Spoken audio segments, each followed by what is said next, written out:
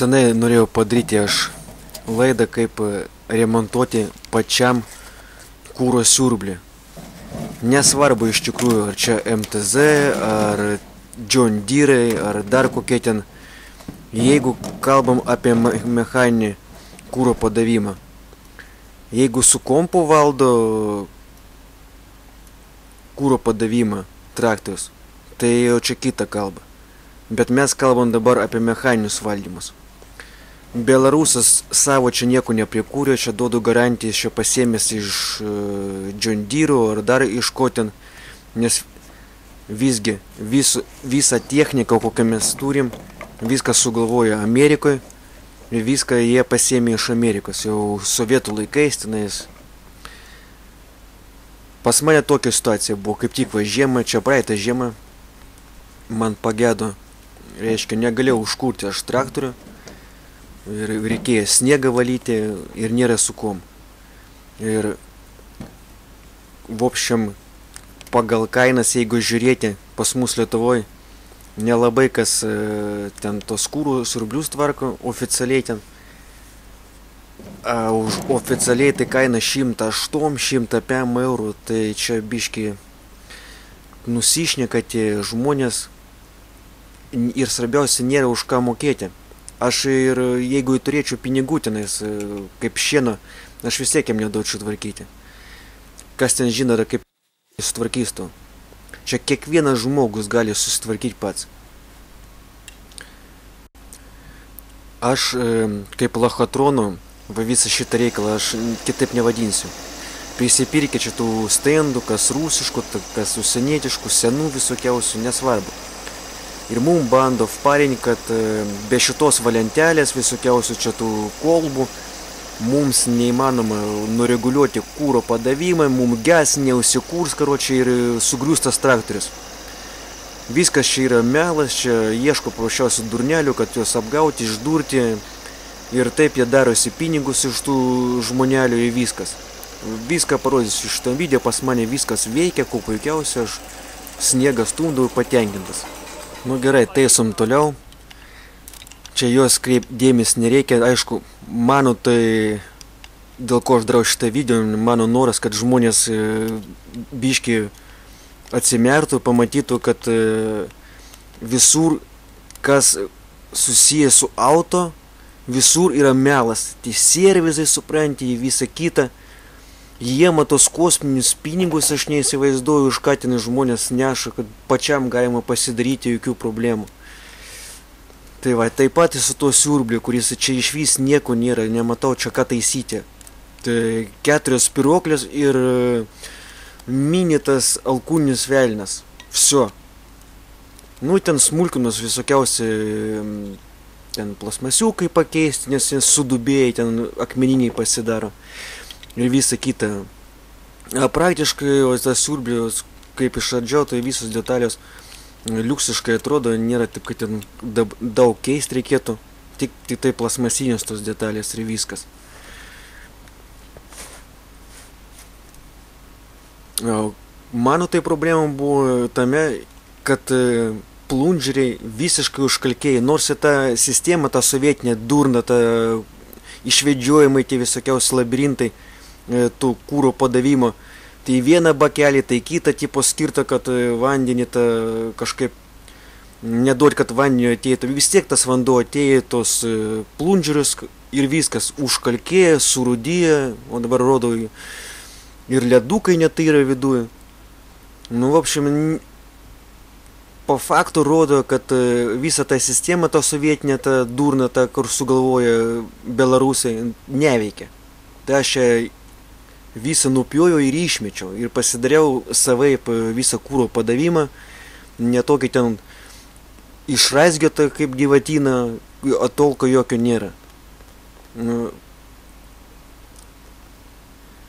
tai iš tų Belarusų irgi ten kūrė, čia iš tikrųjų daug su to MTZ, kai pasižiūriu, prikūrė durnai. Daug, ypatingai jau čia nėra ką kalbėti apie darbinio velną. Durniausios turbūt sistemas nėra visam traktoriui. Taip ir su kūru. Pats tas siurblys nėra toks blogas. Kaip išardžius viską, pažiūrėk, kaip jis veikia, tai viskas ok čionais yra. Sakau, tik tai kaip žmonės ten rašo komentaruose, kas čia pataisys tą siurblį, man už kiek. Tai aš dėl to įrodau tą video, kad čia taisyti nėra ką. Nėra ką taisyti. Paėmei, išardėjai viską, išplovėjai, vėl atgal sukišai. Kiek tie plunžiai, nu. Paprasčiausiai galbūt jie kaip užkalkėję, aš į tas traktorius ilgai stovėjo, kada aš nusipirkau ir pas manį jis ilgai stovi. Kartais reikia užkurti, man atrodo, gal į mėnesį porą kartų. Užkurti, kad padirbtų nors kokį 10 minučių pagazuoti, kad tie plunžiai pavaikščiotų, pasisukinėtų. Ir tada, man atrodo, jis niekada neužkalkės. O dabar, kaip matom, va, visur vanduo, visur rūdis ir tai, kas sakau, ta sistema, ta Belarusų, tai nepasiteisina visiškai.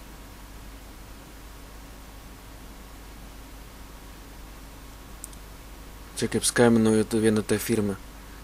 Vožtuvėlį reikia nuimti. Aš paskui parodysiu, kaip tas atrodo. Va čia tas, čia pirmas tas, nežinau kaip čia pavadinti. Ant jo dedasi vožtuvėlis. Gal jie šitą vadina vožtuvėliu. Nu, kur dedasi jam plunžiai. Reikia, sako, jį nuimti. Čia yra darbas. Jo, už tą darbą, aš taip suprantu, kad 30 eurų, žinai, jeigu 100 pem kainuoja visą siurbėtą, detalės pakeisti, tai va ta vožtuvas tas, tai jo, čia labai didelis darbas. Tikrai paimt ir tokią mini detalytę. Sakau, kai pasiklausai jos, tai čia tiesiog nerealiai. Kaip va gali žmonėm pripudrinti smegenis, kad čia, tipo, tu nieko nesugebėsi, sugadinsi ir tau iš vis niekas nesikurs. O iš tikrųjų čia gan paprastas mechanizmas. Čia bet kas gali viską padaryti. Be to yra reglamentas, galima jį atsisiųsti, rusiškai užrašius. Viskas kaip turi būti, kokie atstumai turi būti, viską. Problemų nėra. Nėra taip, kad užslaptinta viskas. Viskas atvirai, nusipumpuoja savo į kompą. Dabar rodo, kaip tie vožtuvai nusiema, kadangi dedasi tokia plasmasė kartu su jais, jį tenai susitrumbuoja, jį taip ištraukti nėra šansų. Labai sunkiai, plius ant to vožtuvo dar sriegis yra, dar reikia atitaikyti, ką ant jo užsukti. Taip lengvai nenusiema visas šitas reikalas. Kai pirmą sykį ardžiau čia, tai buvo gan ilgai užtrukau, čia ne 1 valandą dirbau, o dabar kaip jau už patirties yra, tai čia tą galima siurbius tvarkiai per porą valandų. Tai va reikia kaitinti, kad tas plasmasė pradėtų lydytis, suminkšties ir tada tas vožtuvas išsiema labai lengvai. Tai va, po šito vožtuvo kaip išsiemi jį, tada ir plunžerį į tą išmi, užkalkėjusi. Kitaip jis neįsiemi. Čia tokia seka. Pirmą viršų visą nuiminėjai, plunžeris ten už to vožtuvo jau stovi. O čia, kaip sakant, šitų žmonių pudrinimas neturi ribų. Visi, kas čia daro tos kultūras su tais siurbliais ir Rusija čia pasižiūrėjus, žmonėm grinai pudrins smegenis, kad ten kažkokie zazorai turi būti tas ar anas, visiškai nieko nenusimano tose siurbliuose, o žmonėm tiek pristumė tų makaronų prikabina, kad žmogus įsigasta ir viso, jam rankas nusileidžia ir iš tikrųjų eina neša tos pinigus jiems. Tai kad dėl to aš padariau tą video, yra to video iš tikrųjų rusų kalba, kad galima atsinaut pačiam pasidaryti viską. Tik aš padariau video dėl to, kad ta lentelė yra melas.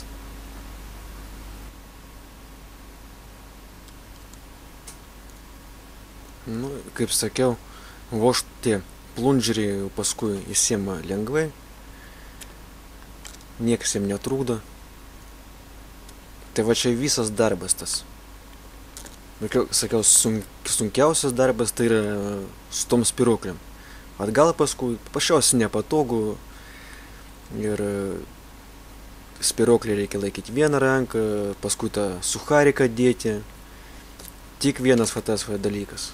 O visą kitą, tos plunžius ištrauti, pakeisti čia. Bet kokia mergina gali atlikti šitą darbą užsimerkus.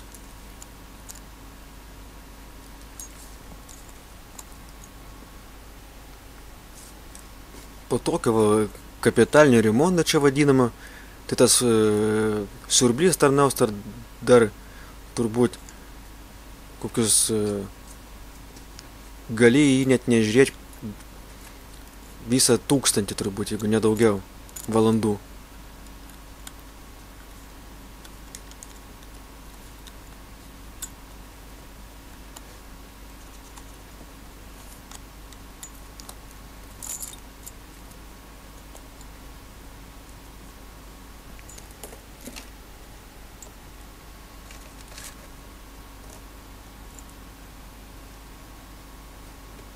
Svarbiausia, reikia visas detalės sudėti pagal jų seką, kad paskui nebūtų tą pamečiau rana ir viskas. Nes kadangi detalių čia nemažai, vis tiek daug visokiausių detalių. Nu ir viskas. Aš čia nusprendžiau tą vis kapitalinį remontą daryti, pasižiūrėti, kaip ten viduj atrodo, kadangi man įdomu, kaip čia viskas veikia.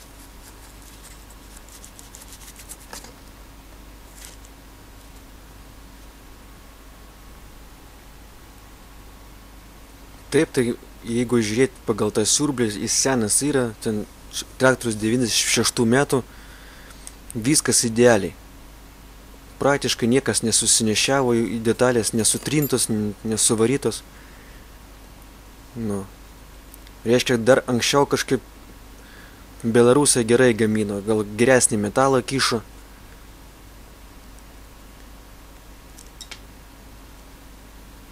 Dabar va tos va gumytės čia, kurios stovi kaip dempferiai ant to mechanizmo, tai va jos sudubėja taip, kad pasidaro plasmasiniai, o jie turėtų būti guminės. Tai va tik tos detalės ir susivaro, viskas. Guminės tos vadinamas. Bet kokybė vis tiek, kad ir gumų tų naujų, nieko gero, kadangi buvo trapai iki kelių milimetrų tarp metalų, jau reikėjo man pačiam kažką kišti, galvoti. Reiškia, kaip gamina vis tiek kažkokias keistas detalės, o dabar rodau, kaip yra nureguliuoti čionais šitie stumokliai, šitie varžtai, reiškia, juos reguliuoja ir jie stumdo tą plunžerį, arba kad jis daugiau kūro paduotų, arba mažiau. Ir nuėmus paskui parodysiu, kaip netitiko ant 1 milimetro, reiškia, nureguliavimas. Čia šitas siurblys buvo tipo nureguliuotas pagal kad ant turbinos buvo padarytas tas visas reguliavimas, reiškia, ir turbiną aš nuėmiau, kadangi tenais buvo jau suvaryta rusiška turbina sena, ir nieko visiškai aš nepajutau. Sniegas stumdžia su turbina ir be turbinas pojūčių visiškai aš jokio nepajutau.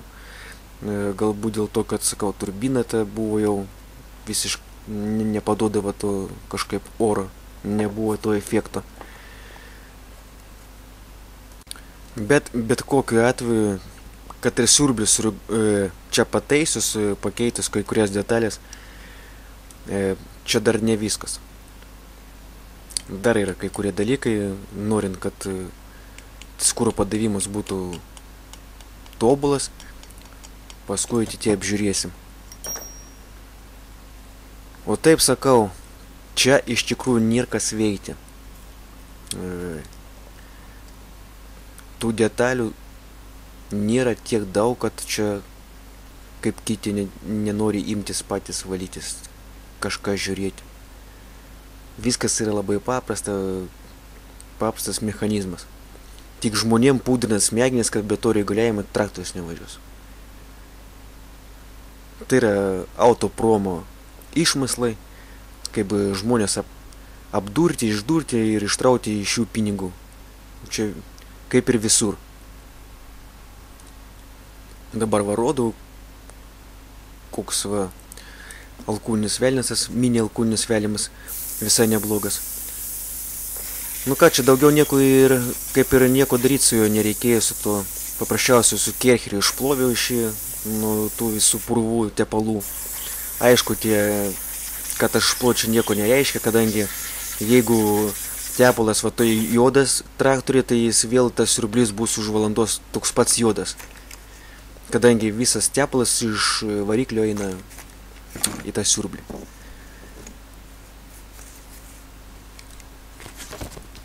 Čia dabar rodo tos plunžės, kokiais senyva pas mane buvo. Vieni vaikšto va gerai, praktiškai galim buvo taip, išvalyti ir įkišti atgal. A kitas, žiūrėkit, net neįsitraukiant tiek užkalkėjęs, kad negalim buvo net prasukti man rankom. Jo, va tai va būna. O būna dėl to, kad paprasčiausias jis per ilgai stovi. Jeigu tai mėnesis stovi žiemą ir nieks nekurį, tai ir dėl to taip įvyksta. Nu, kaip sakiau, tas visas gyvatinas, tas rusiškas, jis neapsaugo nuo vandens patekimo į tą visą sistemą. Kaip sakant, gairiška sistema, rusiška, nieko nepasiteisina. Nu, naujas plunžeris čionais. Bus įdėtas ir tarnaus tas siurbis ilgai.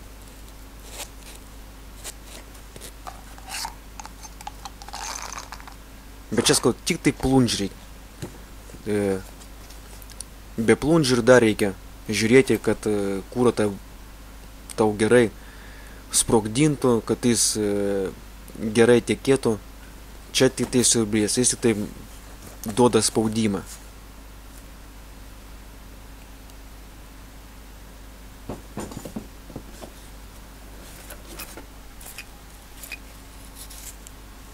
Detalės atrodo kaip naujos, tik tai, kad išplauti reikia.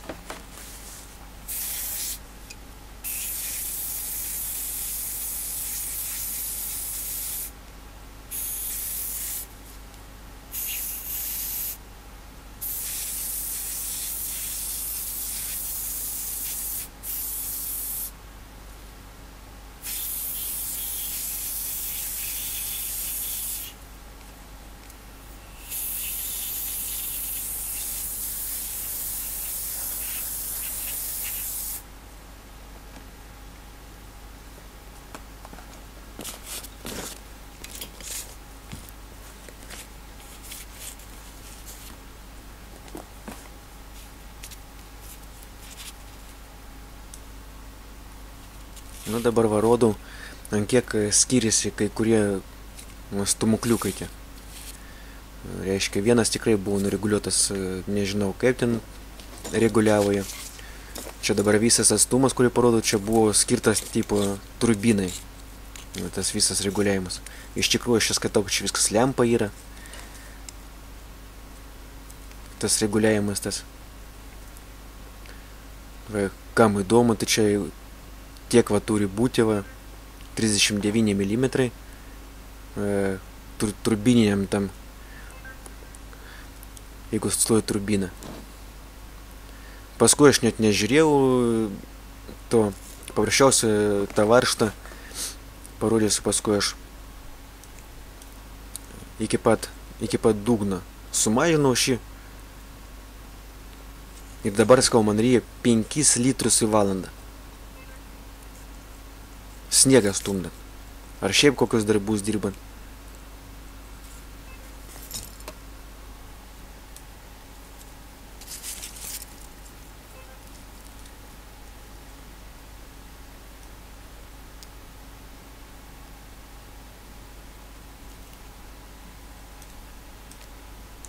Varžtas tas lengvai viskas čia reguliuojasi. Su dviejais raktais. Vieną laikai, su kitu veržį. Viskas yra labai paprasta čionais. Jeigu kam ir galius neužtektų, galima visada atsukti siurblį ir ant porą vijų tą varžtą pasukti į viršų. Ir viskas.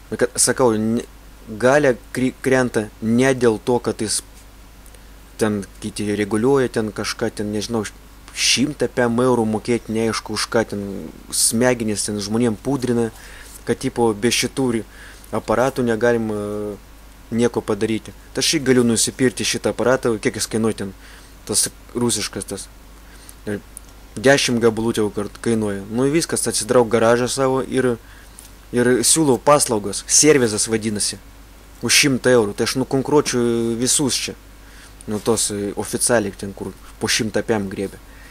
Bet čia yra laža. Šitokiais dalykais čia nereikia net užsiminėti.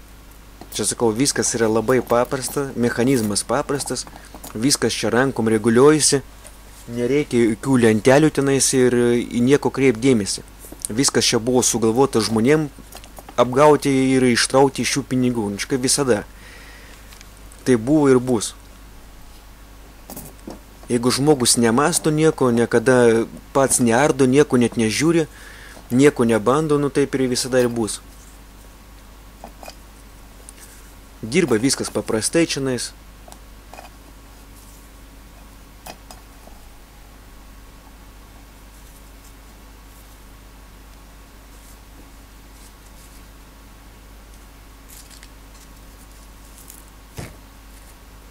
Tarpinės va, ką norėjau pasakyti. Irgi rem komplektas tarpinių kainuoja 10 eurų. Irgi skaitau, kad čionais yra laža, kadangi galima nusipirkti gumų. Yra pas mus parduotuvė, kur gumom prekiauja visokiausiam. Žymiai pigiau bus pasidaryti tarpinių pačiam. Ką aš padariau. Jau kokias tu detalės nusipirkai, plunžite, visą kitą. Jau viskas, tu nieko negali pakeisti. Kaip jau yra, taip yra tokia pas mus kokybė. Ir viso. Nu dabar čia galite įsidėmėti, kaip turi per centrą stovėti tie dantukai, kad būtų per centrą. Reiškia, per centrą tų plunžerį. Čia dar dedasi toks žiedas irgi dantytas. Nu ir viskas, pastatai jau tavo per centrą ir viso.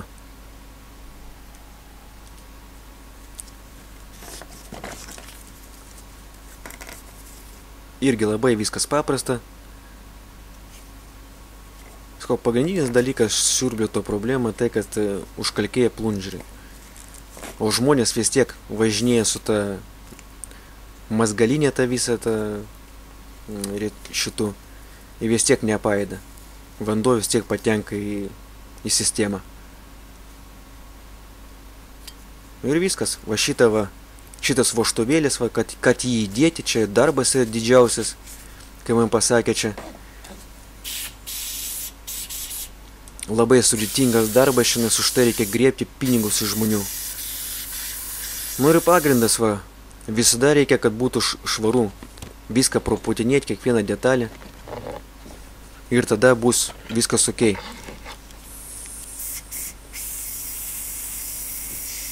Viską būtinai sutepkit, būtinai visus sriegius. Nes tas, kur žmogus čia buvo paėmęs iš šio traktą, nieks nesutepta, viskas užkalkėja.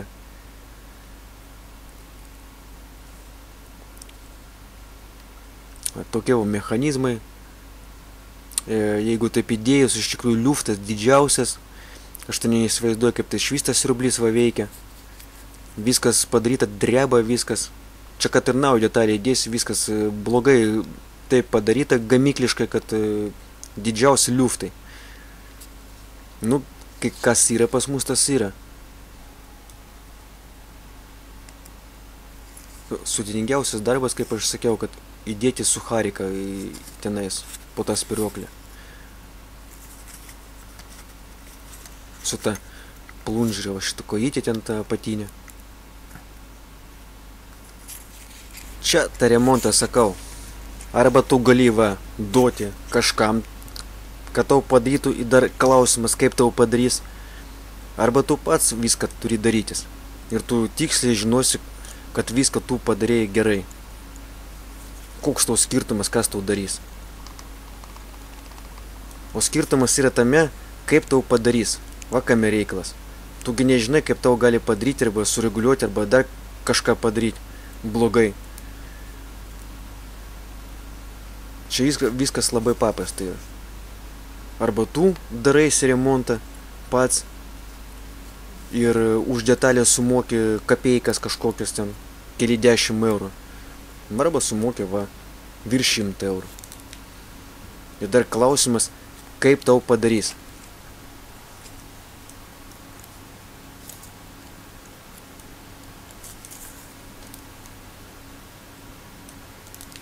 Viskas čia yra kaip ir visur. Kaip ir Rusijoje va, žmonėm meluoja, taip ir čia.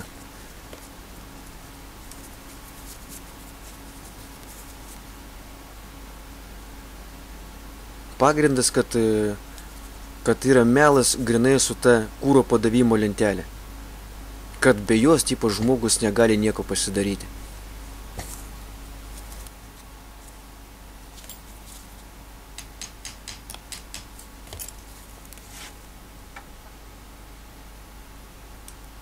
Jeigu taip žiūrėti pagal kainas, tai tas siulbių reguliavimas maksimum, kad tu gali sumokėti, tai 50 eurų. Maksimum. Daugiau 50 nematau už ką čia mokėti. Jeigu taip duot žmogui pataisyti, kuris supranta.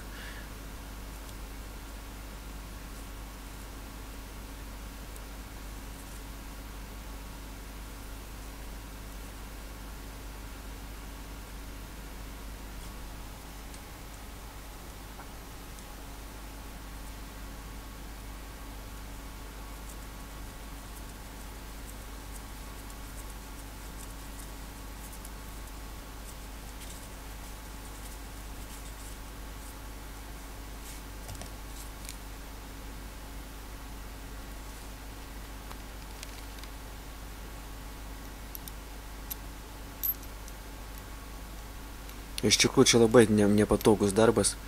Nežinau, vienam video aš irgi žiūrėjau. Turi ten kažkokią prispasobą, kuris pakelia tą spiruoklę. Ir kadangi aš neturėjau nieko, tai va teko biškį pavarti su tom vien tik spiruoklėm. Sudėtinga labai spaudžiasi jos. Nu va, jau toks va visas variantas va.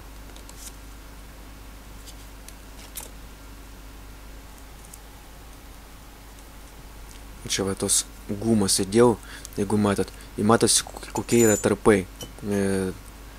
A jie turėtų dirbti kaip dempferiai.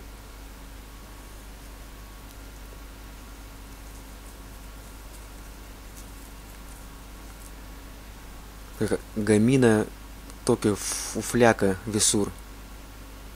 Va, matosi kokie tiesiog keli milimetrai tarpai. Tai va reikėjo kažkokios gumas pjautis atskirai, kišti čionais, spausti.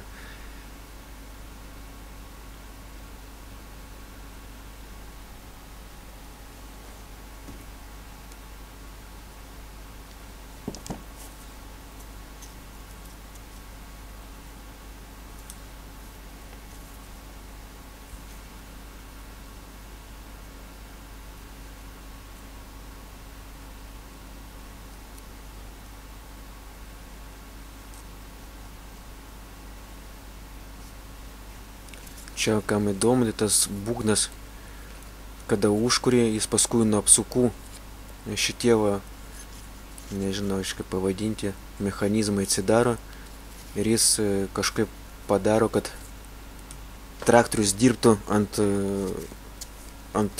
vienodų apsukų. O tos gumytės turbūt kažkaip daro, kad jis ar minkščiau veiktų. Labai svarbus mechanizmas va šitas va. Bet matai, ir veikia visai tas iš tikrųjų siurblys ir su plasmasiniam tom, ir čia nureguliuota buvo dešoji viskas. Nu dabar va, pats svarbiausias momentas. Tai yra kampo nureguliavimas. Nuo to priklauso irgi didelis procentas viso ekonomiškumo, kaip tau sprogstas kūras. Jeigu tai nureguliuosi anksčiau, jeigu tau paduos, vienaip veiks, vėliau paduosi, tau išvis nesudegs kūras normaliai. Nu ir dar vienas pagrindinis dalykas čia purkštukai. Aš juos nuėmiau tos purkštukus, viską pats dariausi čionais, pasidariau stendą, tokį rodau viskas ant tiek surūdyje čionais, kaip jie išvis veikia, aš neįsivaizduoju, nes vienas buvo nureguliuotas ten 100 atmosferų, kitas 150, visi nesprogdina rūko, tiesiog myžo, čiurkšlytės tokias. Bet nieko, va, į traktorius vis tiek važiuoja su tokiu gailišku visų nureguliavimu. Važiuoja tas Belarusas, va, ir taip. Ir žmogus turėjo ten 40 hektarių ariją su juo. Nieko jis, aišku, čia nežiūrėjo. Čia 15 metų plungeriai stovėjo. O aš nusipirkau 22 metais tą traktorių. Nu va, čia pasidariau stendą pats. Tai va, kaip turi dirbti purkštukai. O pas jį ten myžoje nebuvo jokio rūko va tokio. Tai čia viską susumavus, tai tas siurblys jis nieko neduoda, kad tu ten jį pataisėjai. Pagrindas yra kampo pagavimas ir purkštukų nureguliavimas taip, kad jis duotų gerą sprogimą. Šitie du dalykai yra pagrindiniai, skaitau. O siurblys yra vapšė, galima sakyti, 30% sėkmės, tai tiek duoda jisai. Tai va tokia sistema, aišku, čia aš dar pagerinsiu mano kūro padavimo visą. Eina tiesiog iš bako per 2 filtrus, užsikuria viskas akimirksniu. Tai va tiek norėjau parodyti, kad žmonės žinotų, kad nereikia leisti save apgauti. Tai linkiu visiems sėkmės taisant savo traktoriukus.